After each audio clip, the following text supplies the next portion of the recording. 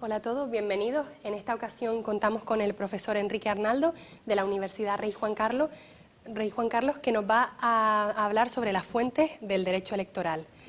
En primer lugar, Enrique, ¿cuáles son las fuentes del derecho electoral? ¿Solo la Constitución y la ley o también las normas derivadas dictadas por el Gobierno o por la Junta Electoral Central? Bueno, la pregunta es amplia. La fuente fundamental del derecho electoral, como de todo el derecho, es la Constitución. Pero hay que decir que la Constitución española es una fuente en particular muy importante en derecho electoral. ¿Por qué? Porque los constituyentes del 78 introdujeron muchos elementos del régimen electoral en la Constitución. Probablemente en razón de que querían dotar de rigidez a un conjunto de contenidos, es decir, por así decirlo, no querían que el legislador tuviera un poder omnímodo, sino que querían cerrar un conjunto de cosas para evitar la discusión posterior. Y por lo tanto la Constitución, en los artículos 68, 69 y 70, establece las bases del régimen electoral del Congreso de los Diputados y del Senado. En el artículo 140, lo mismo respecto de las elecciones municipales, y en el artículo 152 lo mismo respecto de las elecciones a las asambleas o parlamentos autonómicos, que en el momento en que se hizo la Constitución no se sabía si iban a ser 17, 10, 14, es decir, las elecciones que hubiera a las asambleas o parlamentos autonómicos. Y establece no solamente los principios normales del derecho de la universalidad del sufragio, sino que también, por ejemplo, constitucionaliza el modelo de circunscripción, que establece que sea la provincia. Establece que el sistema electoral debe ser proporcional. Establece el número mínimo y máximo de diputados, etcétera. Es decir, establece el marco mínimo de las inelegibilidades y de las incompatibilidades. Por tanto, es una Constitución, por así decirlo, muy estricta. Es decir, cuando se ha hablado, por ejemplo, de ¿podemos establecer el sistema mayoritario frente al proporcional? La respuesta es sí, siempre que cambiemos la Constitución. Repito, porque la Constitución cerró el régimen electoral todo lo que pudo, es decir, lo metió en una especie de botella para que de ahí los aplicadores en el futuro de la Constitución no se pudieran mover, salvo que cambiara la Constitución. Pero, lógicamente, la Constitución, por muy detallista que quiera ser, no puede llegar a convertirse también en la ley, sino que hace un llamamiento a la ley, a una ley especial, que es una ley orgánica, conforme al artículo 81 de la Constitución.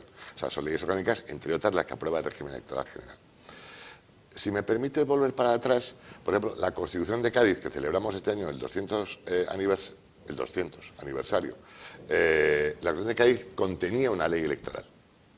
Ella misma era Constitución y ley electoral. Por eso es tan larga, porque incluye muchos más artículos de los normales. Se había aprobado antes una distribución de diputados a Cortes en 1810, pero en 1812, digamos, se integra en la Constitución la ley electoral. La del 78 no llega a tanto, y repito, que es muy reglamentista, muy detallista, pero no llega a tanto. Y llama, evidentemente, a la ley, que es una ley orgánica. Es decir, aprobada, por tanto, con mayoría absoluta en la votación final de conjunto. La Ley Orgánica del Régimen Electoral General se aprobó en 1985 y se aprobó con un consenso amplísimo.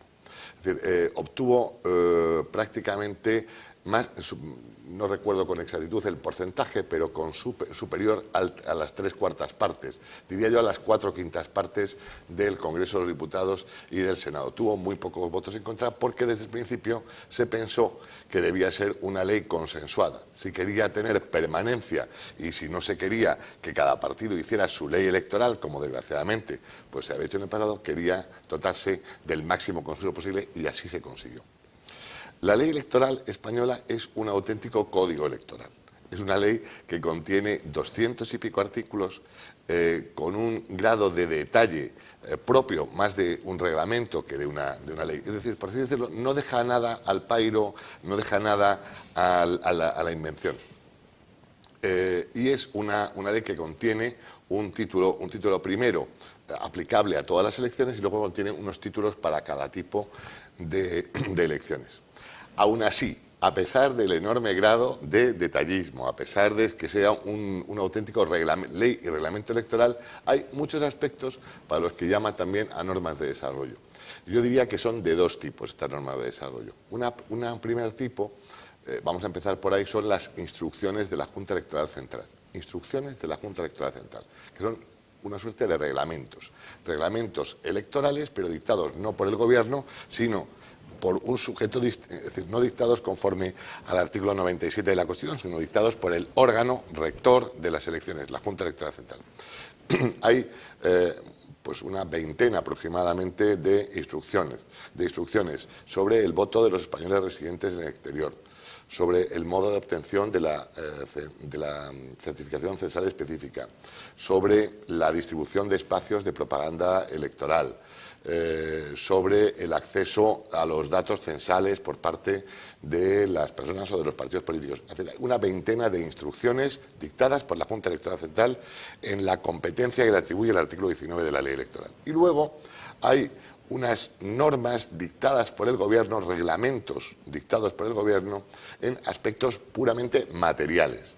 Por ejemplo, hay un reglamento en el que de los medios del proceso electoral que establece el modelo, el tipo, el modelo de urna, qué tamaño tiene, si es transparente, dónde está la ranura, cuál es el tamaño de la ranura, la papeleta, cada tipo de papeleta, cada tipo de sobre, el reglamento de medios materiales. O, por ejemplo, un reglamento que existe también sobre el voto de los ciegos utilizando el sistema Braille. También es un reglamento gubernamental. Estas son las fuentes derivadas, por tanto, de la ley electoral. Todas, y lo más importante, y también, por ejemplo, las normas sobre el censo electoral que dicta el Gobierno. Por tanto, instrucciones de la Junta Electoral Central con ese carácter garantista de garantizar la limpieza, la transparencia, la objetividad de las elecciones que le caracteriza, y las dictadas por el Gobierno. Pero incluso las dictadas por el Gobierno son dictadas previo informe o dictamen de la Junta Electoral Central, que es el órgano consultivo del Gobierno en materia electoral. Y en cuanto a las instrucciones de la Junta Electoral Central, has hablado algo sobre el rango que tienen, pero ¿qué materias específicamente regulan? Bueno, el rango, repito, es un rango reglamentario, es un rango derivado, una norma derivada de la Junta Electoral Central, perdón, derivada de la Ley Orgánica del Régimen Electoral General, norma derivada y, por lo tanto, sujeta a que es un complemento de la misma, es un desarrollo complemento de la misma y, por tanto, en virtud del principio de jerarquía, no puede contradecir la norma superior. Hay, digamos, muchos aspectos puramente de detalle, pero que son muy importantes. Por ejemplo, en el voto de los que residen en el exterior de España hay aproximadamente 1 millón de españoles que están inscritos no en el censo español de residentes de España, sino en el censo de residentes en el extranjero. Entonces, estas personas tienen varios sistemas de votación, un sistema de votación por correo y un sistema de votación personal. Entonces, en cada caso deben acudir a una oficina de correos para certificar el sobre. Tienen que ponerle el matasellos. El matasellos tiene que ser de un día determinado. Pero en todos esos aspectos de mínimo detalle, o el personal embarcado, es decir, el personal españoles que trabajan en los barcos y que están fuera de España, también tienen derecho a votar. Y la petición de la certificación de esta inscripción de acceso la hacen por radiotelegrafía. Bueno, todos esos aspectos nimios están regulados por instrucciones de desarrollo de la ley electoral. Y ya para finalizar, la LOREG nació con un amplísimo consenso. ¿Consideras que se ha prolongado en las sucesivas reformas? Mira, la ley electoral, en principio, cuando se aprobó en 1985, todo el mundo pensaba que era como una ley para siempre, tal cual, es decir, que no se iba a tocar ni una coma. Al poco tiempo, pocos años después, 4 años después, en concreto, España entra en el Parlamento Europeo. Se había firmado el Tratado de Integración en la Unión Europea y España ya forma parte de las instituciones europeas. Y se tuvo que aprobar un título complementario regulador de las elecciones al Parlamento Europeo. Luego empezaron a surgir algunos problemas. Por ejemplo, en el voto por correo.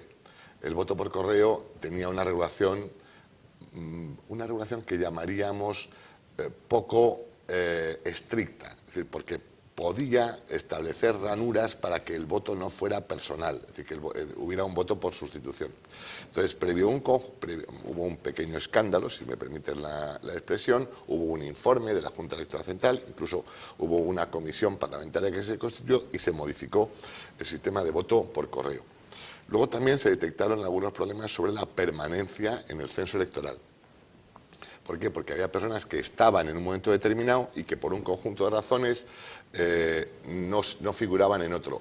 Y hubo que reformar otra vez la ley electoral para garantizar que el censo electoral fuera permanente. Y así sucesivamente. Se han hecho una docena de reformas desde entonces. Una docena. Es decir, que es una ley muy reformada, muy puesta al día. En materia de financiación de los partidos políticos para reducir los gastos electorales de los partidos, en materia de las campañas institucionales de los poderes públicos, de aquellas campañas en las que los gobiernos no se limitaban a a incentivar que la gente fuera a votar, sino que al mismo tiempo hacían una cierta propaganda inducida en favor del partido gobernante. En todo eso ha dado lugar a sendas reformas y en todas ellas se ha mantenido el consenso. Pero lo cierto es que el aspecto mollar, nuclear, no se ha tocado. Es decir, ¿cuál es lo nuclear, lo nucleico, aquello que básicamente el sistema electoral? Esto es lo que los dos grandes partidos siguen estando de acuerdo.